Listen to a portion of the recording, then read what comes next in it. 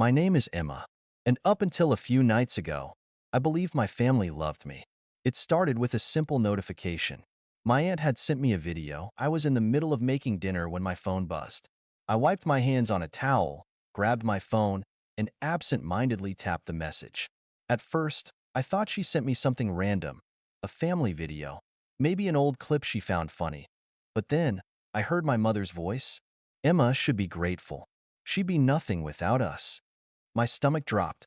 The video was shaky, like someone had set their phone down without realizing it was recording. But the voices were crystal clear. A pathetic failure, that's what Emma is, my father added with a chuckle. But at least she's good for something, paying our bills. Laughter, I gripped my phone tighter. If Emma ever stops sending money, my aunt, the same one who had just sent this, said with a smirk in her voice, we'll just guilt her into it. She's too soft to say no. My whole body went numb. Emma, my name. They weren't talking about some hypothetical person. They weren't joking around.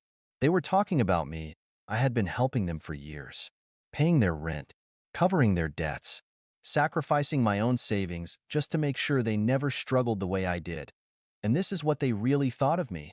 I was still frozen, my thumb hovering over the screen, when suddenly, the video disappeared.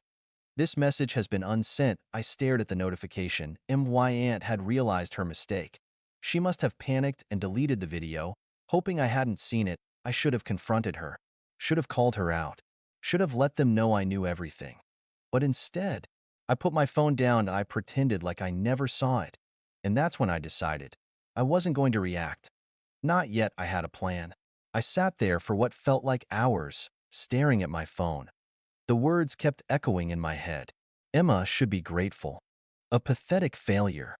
She's too soft to say no. I wanted to believe it was some kind of misunderstanding. That maybe they were joking. Maybe there was some kind of context I was missing. But deep down, I knew better that I knew the truth. They meant every single word. And the worst part? They weren't wrong about one thing. I was too soft to say no. How many times had they guilt me into helping them? How many times had I put my own life on hold just to make sure they had everything they needed? My dad's temporary financial struggles turned into me covering rent for years. My brother's tuition? He never even finished college. My mom's endless emergencies? Always conveniently timed when I had just gotten paid. And I had done it all without hesitation. Because that's what family was supposed to do, right? I had spent years convincing myself that I was doing the right thing, that they appreciated me, that they loved me. But that one video shattered every illusion I had left, and now they thought they had gotten away with it. My aunt had unsent the message, probably breathing a sigh of relief, thinking I hadn't seen it. Maybe she even reassured everyone. Don't worry, Emma didn't watch it. They thought I was still in the dark. And that was my advantage. I could have texted her right then and there. Could have confronted her, told her I saw everything. But what would that do? They'd just deny it, make excuses, twist the situation to make me feel guilty somehow. Oh. If they thought I was still their naive, obedient little bank account, I'd let them believe it, for now. Because in just a few days, the next payment was due. And this time, things were going to be different. The next morning, I woke up to my usual routine. Except everything felt different. The sun still peeked through my curtains, my coffee still brewed like always, but there was this awareness in the back of my mind. Like I was seeing my life from the outside for the first time. My phone buzzed. A message from my mom. Mom, morning, sweetie. Just checking in. Hope you're doing well. I stared at the message. It was normal. Too normal. She never texted me just to check in. There was always a reason, always a request hidden somewhere. And sure enough, a few minutes later, Mom. Oh, by the way, rent is due soon. Can you send it by Friday? There it was. The same cycle, the same pattern. But this time, I wasn't going to play along. I typed out a response, my fingers hovering over the keyboard. My usual reply would be something like, of course, or no problem. Maybe I'd even apologize for taking too long, just to make sure they never felt inconvenienced. Not this time. That I erased everything and simply replied, me. I can't this month. I stared at the message for a few seconds before pressing send. I set my phone down and waited. 1 minute, 2 minutes. Buzz. Mom, what do you mean you can't? I could see the frustration through the screen. I had never said no before. I didn't respond right away. Instead, I took a sip of my coffee, letting her stew in her confusion. A few more messages came in. Mom texted, "Emma, this is serious. We're counting on you. You know we don't have another option right now." Another buzz? This time, my aunt. "Hey, sweetie, your mom is freaking out. Is everything okay?" I almost laughed. "Is everything okay?" Sure. Everything was great. I had spent years paying for their lives, and the one time I even hinted at stopping, they panicked. Not once did they ask if I was okay, if I needed help. It was never about me. It never had been. I took a deep breath and replied, "Me, I have some unexpected expenses this month. I can't send anything. Sorry." That was it. No explanation, no apology, and then I waited. What happened next told me everything I needed to know. The silence was deafening. For the first time in years, I had said no, and they didn't know how to handle it. I stared at my phone, watching the three little dots appear and disappear over and over. My mother was typing, stopping, typing again.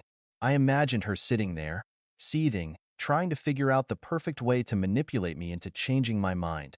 Then, finally, her response came through. Mom texted, "Emma, what do you mean unexpected expenses? What could possibly be more important than your family?" There it was. The guilt trip. The same tactic they'd always used that I didn't reply. I just let the message sit there. Less than a minute later, "Mom, you know your brother has no way to cover rent. If he gets kicked out, that's on you, Dada." The brother card. Classic. Then another message, "Mom, we raised you, Emma. We took care of you when you had nothing. Is this how you repay us?" I clenched my jaw, my fingers tightening around my phone. When I had nothing, they never took care of me. I put myself through school. I worked 3 jobs to escape that house. And the moment I had money, they latched onto me like leeches, draining me dry. I had nothing because they took everything, and my phone buzzed again. Aunt texted, "Emma, sweetheart, don't do this. We're family. Your mom is just upset. You know how she gets. Just send the rent and everything will be fine. Everything will be fine." Fine for who? I put my phone down, my heart pounding. I needed a second to breathe, to think. I walked to the kitchen, poured myself a glass of water, and took a slow sip. Staring at the clock on the wall, I could feel it. Something shifting inside me. For years, I had been scared of this moment. Scared that if I ever stopped paying, they'd hate me. They'd cut me off. They'd turn their backs on me. But now, I knew the truth. They never loved me. They loved what I could give them. And the moment that stopped, they would show me exactly who they were. I walked back to my phone, picking it up with steady hands. This time, the message was from my father. Dad texted, "Emma, I don't know what's gotten into you, but this is unacceptable. You're being selfish. This family needs you, and you're acting like some entitled brat. Grow up and do the right thing." There it was. The final mask slipping. No more fake sweetness. No more pretending to care. Just demands. I stared at the words, my heart pounding in my ears, and then another notification popped up. A voice message. From my aunt. My hands trembled as I hesitated, my thumb hovering over the play button. Something told me this was going to change everything. I hesitated. For a long moment, I just stared at the little play button on the screen. A voice message. From my aunt. My heart pounded against my ribs. She wasn't the type to send voice messages. If she had something to say, she usually sugar-coated it in text. Passive-aggressive, but with just enough fake sweetness to make me feel guilty. But this was different. Slowly, I pressed play. Her voice came through, sharp and impatient. "Emma, listen. I don't know what kind of game you think you're playing, but this isn't funny. Your mother is losing her mind. Your dad is furious. And honestly, I don't blame them. You've always been, well, a little ungrateful, but this is beyond selfish." I felt my stomach tighten, but I forced myself to keep listening. "You have a good job, don't you? You make more than any of us. You don't even need that money. Meanwhile, your family is struggling. And what? You just wake up one day and decide you don't care anymore?" A bitter laugh. "You owe them, Emma, after everything they've done for you. After all the sacrifices they made, they gave you life. And now, you're just going to walk away? Pretend they don't exist? What kind of daughter does that? She exhaled sharply, and for a second, I thought she was done. But then, you know what? Her tone darkened, colder now. If you really want to be that kind of person, fine. But don't expect them to forgive you. Don't expect to come crawling back when you realize how much you need them. Because once you cross this line, there's no coming back. The message ended. Silenced, I let the words settle, my thumb hovering over the replay button. My ears rang. My hands numbed. I should have felt scared. I should have panicked. I should have been scrambling to make things right, to fix this, to apologize. But instead, I felt calmed. I don't know. More than that, I felt free. Because she had just confirmed everything. They didn't love me. They didn't respect me. They didn't even see me as a person. I was just a bank account to them. A walking, breathing ATM. And the moment I stopped handing out money, I was nothing. And if that was the case, then maybe it was time to be nothing to them. My phone buzzed again. Another message from my mother. Mom, last chance, Emma.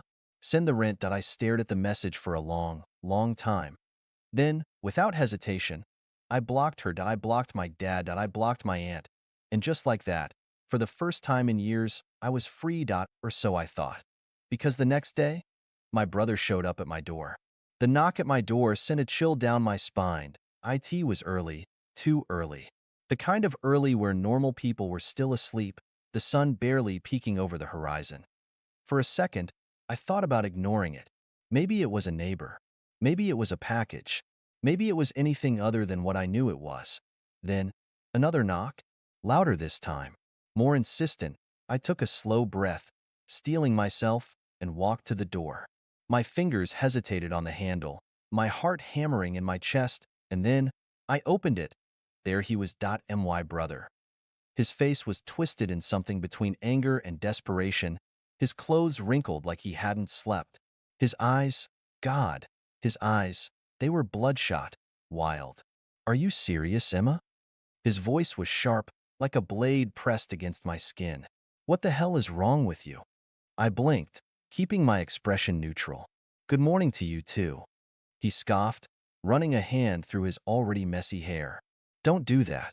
Don't act like this isn't a big deal. You blocked everyone. Mom is freaking out. Dad's losing his mind. You're just, what? Cutting us off? Pretending we don't exist? I crossed my arms, leaning against the doorframe. I don't know, Jason. Maybe I just got tired of being treated like a piggy bank. His jaw clenched. Oh my God, not this again. Not this again? I let out a bitter laugh. Jason, I've been paying your rent for years. I've covered your bills, your food, even your stupid gym membership. And the one time I say no, the one time I set a boundary, Mom calls me a selfish brat. Dad says I'm unacceptable. And you show up at my door like I committed a crime. His lips parted like he was going to argue. But no words came out, so I kept going. And don't even try to pretend you care about me. I saw the video. His face went pale. For the first time, real fear flashed in his eyes. What video? I smiled, but it wasn't a kind one. You know exactly what video? Jason shifted on his feet, glancing away, his hands balled into fists. Look, it wasn't serious, okay? We were just joking. You're being dramatic. Joking? My voice was quiet now, but sharp as glass. You all sat around laughing, calling me a pathetic failure, saying I should be grateful for the chance to pay your bills. Do you know what that feels like, Jason? To hear your own family talk about you like that? He exhaled harshly, rubbing his face. Emma, come on. No. I cut him off. You come on. You want money? Get a job. You want someone to take care of you? Find someone else. Because I'm done. Silenced, he just stood there, staring at me. And for a second, I saw something flicker across his face. Something raw. But it was gone just as quickly. You don't mean that, he muttered. I held his gaze. Yes, I do. Another silence. Then, his expression hardened. His mouth twisted into something ugly. Fine, he spat. You want to be a selfish BTCH? Go ahead. But don't come crawling back when you realize you have no one left. Asterisk, and with that, He turned and walked away and I stood there, watching him go, my chest tight but my spine straight.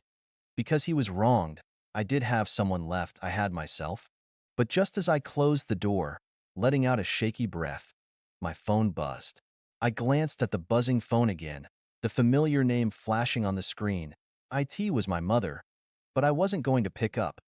Not this time that I had been at her mercy for so long.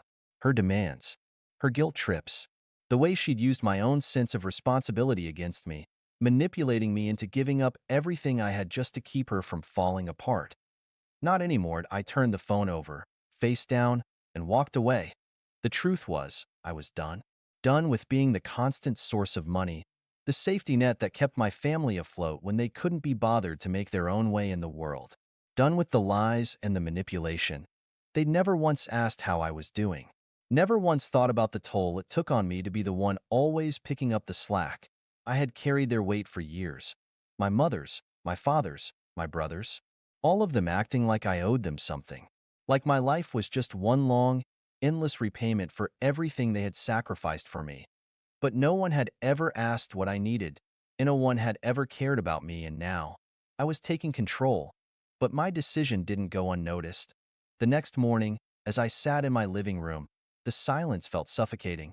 The weight of my choice was starting to settle in, but there was no regret, no second guessing. I'd made the right decision. Then, my doorbell rang. I wasn't surprised. IT was Jason. I could tell by the way he knocked, demanding, impatient. The last person I expected to show up, but somehow, not surprising, I opened the door slowly, keeping my face neutral. "Emma," he started, the usual arrogant tone gone, replaced by something almost pleading. "You need to listen to me." I didn't invite him in. I stood in the doorway, arms crossed. "I don't need to listen to anything you have to say, Jason." He blinked, taken aback. "Good. No, you don't understand." His voice softened, almost desperate. "Mom's freaking out. Dad's calling me, asking what's going on. They don't know how to fix this. You've cut us all off. You can't just leave us hanging like this." I scoffed, leaning against the doorframe. "Oh, I'm sorry. Did you think I was just going to keep enabling you?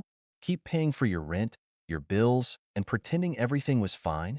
No, Jason. I'm done. I don't care how much you or mom or dad beg. I'm done playing the role of the family ATM." His eyes flickered with anger. "You're acting like we've never done anything for you. Like we're all just users, right?"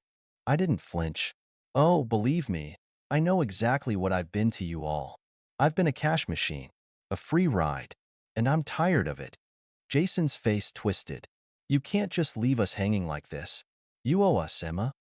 The words stung, but they didn't break me. They only made me more resolute. "I owe you? I've given you everything. I paid for your rent, your groceries, your bills, while you just sat there and watched me do it.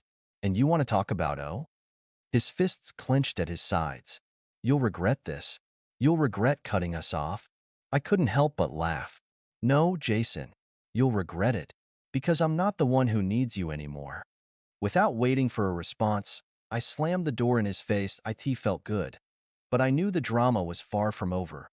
Later that night, my phone buzzed again. I almost didn't want to check it, but the curiosity gnawed at me. IT was from my dad. "Dad, we raised you, Emma. Don't think you can just walk away from everything we've done for you. You're making a huge mistake. Come back. We'll talk about it.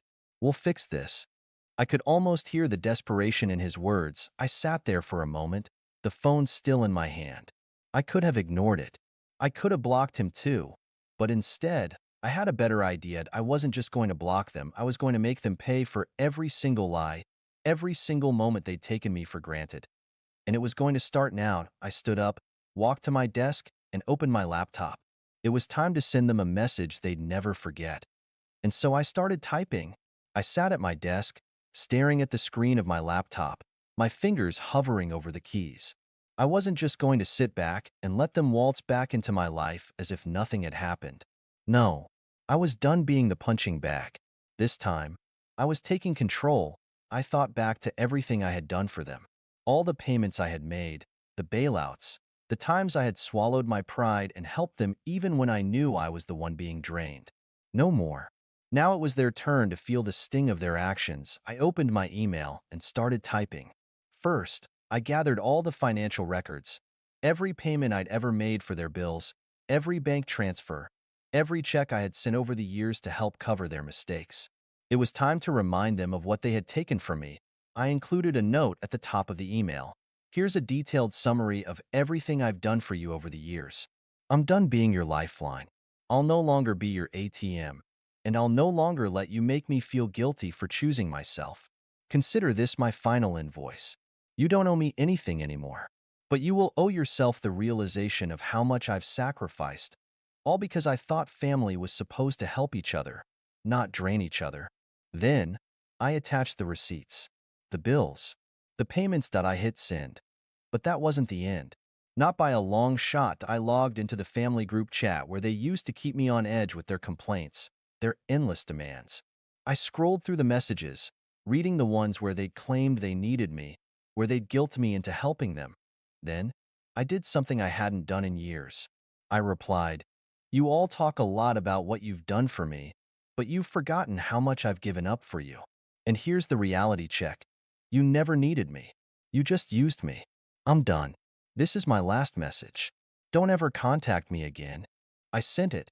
The silence after was almost sweet. I leaned back in my chair, letting the weight of the decision wash over me. For once, there were no more phone calls, no more guilt trips, no more pretending that they had any power over me. They could keep their manipulations, their lies, their empty promises. I was free, but just as I thought it was over, I received one last message from Jason. "You're making a mistake, Emma. You'll regret this. Family sticks together." I smiled to myself. I knew he was just trying to get under my skin. But this time, it didn't work that I didn't need them. I had my life, my freedom, and that was enough. That it wasn't the dramatic blow-up I'd imagined. It wasn't some grand confrontation, but in its own way, this was even better. I had taken control without anyone seeing it coming. And the best part? They didn't get to hold any power over me anymore. Yes, I turned off my phone for the night. A sense of peace settled over me. I didn't have to play their game. I didn't have to keep sacrificing myself for people who didn't appreciate me. It wasn't revenge in the way I had expected. It was quieter, more deliberate, and much more satisfying now. I could finally breathe. And the best part? I could finally live for me. And that, in the end, was the sweetest victory. Wow, what a ride that was, right? It's wild to think about how much Emma had to endure for so long, but in the end, she took control of her life. I love how she didn't let all the drama or guilt from her family tear her down. Instead of a huge confrontation, she just cut them off, quietly, but with power. Sometimes, the best revenge isn't about making a scene, but about reclaiming your life and showing people you're not a doormat anymore. But here's the thing, not everyone would have handled it that way. Some people might say she should have fought for the relationship, maybe even given them a second chance. Others might think she did the right thing by cutting them out completely. So, what do you think? Do you agree with Emma's choice? Was her quiet revenge satisfying or too harsh? Let me know your thoughts in the comments below. I'd love to hear what you think.